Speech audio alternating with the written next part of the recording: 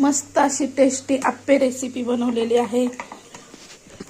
इथे पाहू शकता किती मस्त असे मी रव्याचे आप्पे बनवलेले आहेत आणि एकदम मस्त चटणीची पण रेसिपी सोबतच आहे। दह्याबरोबर चटणी बरोबर तुम्ही खाऊ शकता आणि आतून पाहू शकता किती मस्त जाळी आलेली आहे आणि हे गरम गरमच खायचे असतात।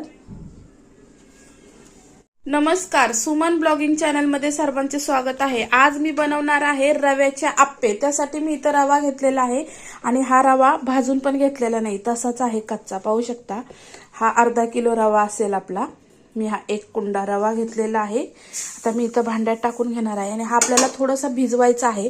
चटणी वगैरे होईपर्यंत आपला छान भिजून होतो आणि मी हा छान चाळून घेतला आहे। पाण्याचे टिपके पडल्यामुळे असं झालेलं आहे। पाहू शकता मस्त असं चाळून घेतलेलं एकदम स्वच्छ। आणि आता ह्या रव्यामध्ये आपल्याला काय काय टाकायचं आहे ते पण सांगते। असा पण तुम्ही भिजवून ठेवू शकता किंवा सगळं मटेरियल टाकून पण भिजवून ठेवू शकता, पण मी आता सगळं काही टाकूनच भिजवणार आहे।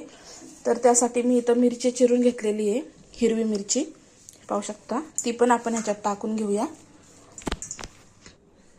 आणि ही कोथिंबीर पण आपण खूप सारी चिरून घेतलेली आहे।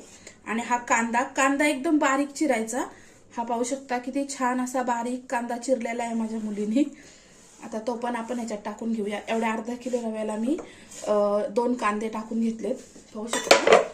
आणि आता ह्याच्यामध्ये आपल्याला थोडंसं जिरं टाकते। तुमच्याकडे जिऱ्याची पावडर असेल तर ती टाका किंवा ओवा वगैरे असेल तर टाका। माझ्याकडे ओवा तर नाहीये। चवीनुसार मीठ, थोडेसे धन्याची पावडर, धना पावडर पण टाकून घेते मी, आणि थोडीशी अर्धा चमचा हळद पाहू शकता। आता हे सगळं आपल्याला मिक्स करून घ्यायचंय। पाहू शकता त्याला सगळ्याला आपल्याला पाणी टाकून कालवायचंय।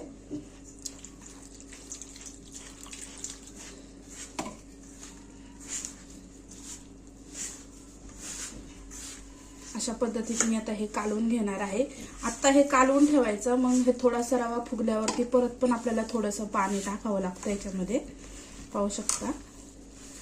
आणि ह्याच्यामध्ये आपल्याला एक विनो किंवा सोडा पण वापरायचा आहे, पण तो नंतर न वापरायचा, पूर्ण तयार आपण जेव्हा करायला घेणार त्यावेळेस।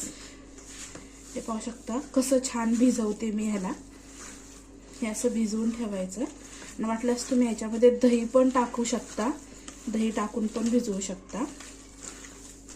खूप छान आप्पे असे सॉफ्ट मस्त तयार होतात, हे पाहू शकता। आणि ह्यात थोडंसं तेलाची पण धार टाकणार आहे मी, त्यामुळे आप्प्यांना आतमधनं असा क्रिस्पीपणा आणि जाळी छान येते। हे आता हे भिजून ठेवले, आता ह्याला भिजून द्यायचं आपल्याला। थोडंसं तेल टाकते मी। तेल आता मी किटलीतलं काढलेलं नाहीये बारक्या बुदलीत, त्यामुळे मला आता सोपं पडतंय तूप टाकायचं, त्यामुळे मी तूप टाकते। तुम्ही तेल टाका, तूप टाका, तुमच्या आवडीवरती आहे। आणि सगळ्या ह्या पिठाला कालवून घ्यायचं आपल्याला, पाहू शकता। आणि हे पीठ आपल्याला एक अर्धा तास भिजून द्यायचं। आणि आपण आता दुसरी तयारी करूया। ह्याच्यासाठी आपण मस्त अशी चटणी बनवणार आहोत। इथे पाहू शकता जी चटणी बनवणार आहे त्या चटणीसाठी मी काय काय साहित्य घेतले। खोबरं आणि फुटाण्यापासून आणि खोबऱ्यापासून वल्ल्या आपण चटणी बनवणार आहोत। हे जोपर्यंत आपलं भिजतंय पीठ तोपर्यंत आपण ह्याची चटणी बनवून घ्यायची। त्याच्यासाठी मी इथं खोबरं, हिरवी मिरची, कोथिंबीर, 2 लसणाच्या कांड्या आणि हे भाजलेले फुटाणे आणि हा आपला गॅलरीतलाच कुंडीतला पुदिना, पाहू शकता किती फ्रेश आहे। हा पुदिना पण आपण ह्याच्यात टाकणार आहोत आणि ह्याची चटणी बनवणार आहोत। थोडंसं जिरं आणि चवीनुसार मीठ तुम्ही पहा पुढे शकता। सगळा मसाला मी आधी वाटून घेतलाय आणि आता त्याच्यामध्ये मी हे खोबरं टाकून पण वाटून घेत आहे आणि नंतर ना आपण पाणी टाकून वाटणार आहोत ही चटणी। सगळं काही सुक्क वाटलेलं आहे, कारण की आपण जर पाणी टाकून आधी वाटलं तर वाटलं जात नाही, त्यामुळे आधी असं वाटायचं नंतर पाणी टाकायचं। मस्त अशी आपली चटणी तयार झालेली आहे, पाहू शकता। आणि ही एवढी घट्ट आहे, तुम्हाला हवे असल्यास तुम्ही अजून त्याच्यात थोडंसं पाणी टाकू शकता। आणि मी पण इथं अर्धा ग्लास पाणी टाकणार आहे हे सगळं धुवून याच्यामध्ये, ज्यामुळे ही चटणी मस्त अशी आपली तयार होईल। पाहू शकता किती छान झाली आणि खूप छान टेस्ट लागते। हिला थोडीशी आपण वरतून मोहरीची फोडणी टाकायची आणि कढीपत्ता टाकला तरी पण चालू शकतो। शकता हे पीठ आपलं छान भिजलेलं आहे आता। आणि ह्याच्यामध्ये आता आपण करायला घेणार आहोत। इथं मी तवा पण ठेवून घेतलेला आहे गरम होण्यासाठी। त्याच्यामध्ये मी हा विनो टाकून घेते, 1 पॅकेट, अर्धा किलोला 1 पॅकेट, म्हणजे एक अर्धा चमचा ह्याच्यात विनो असतो। आणि तो इनॅक्टिव्ह होण्यासाठी थोडंसं मी त्याच्यामध्ये पाणी टाकत आहे, हे पाहू शकता। आता हे पाणी टाकले आणि छान आता मी फेटून घेणार आहे. आणि हे एवढं घट्ट आहे ना, आता विनो टाकल्यावरती बघा हे किती फ्लफी आणि असं मऊ होतं. मी हे सगळं फेटून घेते आणि मग तुम्हाला दाखवते सगळं. इथे पाहू शकता आता आपण हे छान असं फेटून घेतलेलं आहे आणि हे किती हे आहे पाहू शकता, कसं असं एकदम सुटसुटीत झालंय.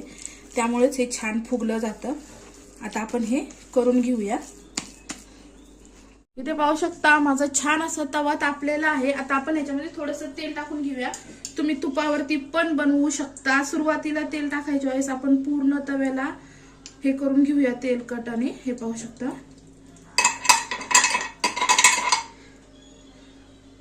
थोडंसं कडाकडाने पण टाकायचंय आपल्याला. आणि आता गॅस थोडा स्लो करून घेते. ह्याच्यामध्ये आपण आता हे बॅटर टाकून घेऊया अशा पद्धतीत.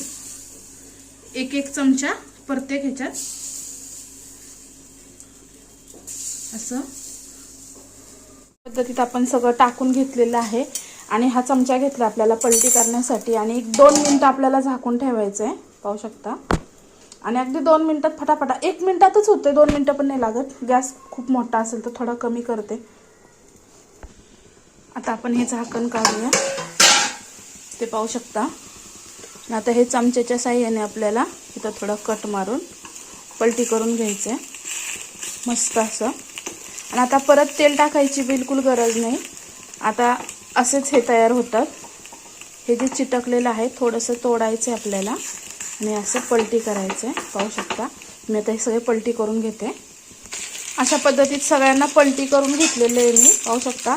आणि परत थोडंसं 1 मिनिट झाकून ठेवायचं आपल्याला. इथे पाहू शकता हे छान तयार झालेले आहेत. आता आपण ह्यांना काढून घेऊया मस्त असे.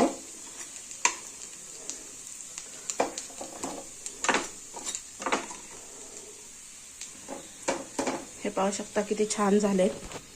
इथे पाहू शकता दुसरी पण मी बॅच टाकून घेतलेली आहे तयार होण्यासाठी. आणि हे छान मस्त अशी टेस्टी आप्पे रेसिपी बनवलेली आहे.